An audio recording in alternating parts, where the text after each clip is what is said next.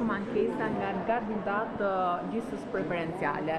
Ndërto Mojzëshmi duket se është Erion Braçi, i cili edhe sot publikon shembuj se si ju keni shpallur të pavlefshme apo të vlefshme tet votimi që sipas zotit Braçe nuk përputhen me manualin e KQZ-s. Pra duke bërë që votat që sipas manualit ishin të vlefshme, ju i shpallni të pavlefshme.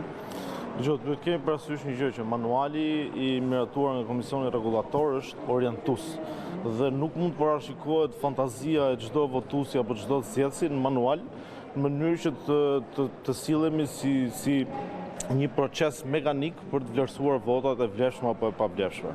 Tani vota për cilën mua ma dërguan postimin e zotit Braçe, vota ishte një shënim që kishte një organ gjenital mashkullor në flet në votimit. Partia Socialiste, siç bëri edhe disa ditë më parë që bëri një kërkesë, mund i drejtohet kasit me një kërkesë tjetër dhe të kërkojë që çdo vot që ka një organ gjenital mashkullor apo femëror të konsiderohet nga kasi si e vlefshme dhe ne do shprehemi me vendim siç u shprehëm në rastin e parë.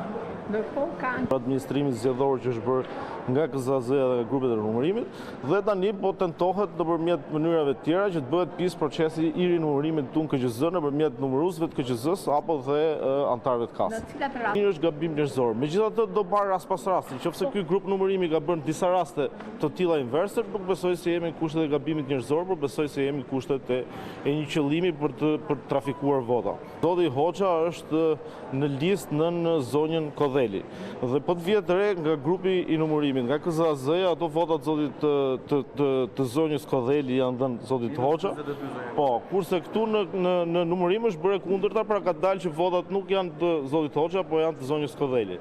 Tani, nëse brenda llojit, por nuk e them dot nëse i njëjti grup numërimi ka bërë lëvizje të tilla jo me 40, po edhe me 5 vota për disa qendra votimi, unë besoj se jemi në kushtet që ka element mjaftueshëm për depozituar një kallëzim penal. Tjetër që dhe kryesisht, tani këto të gjitha janë informacione publike dhe prokuroria i ka gjithë mundësitë që të nisë hetime penale kryesisht për këtë rast.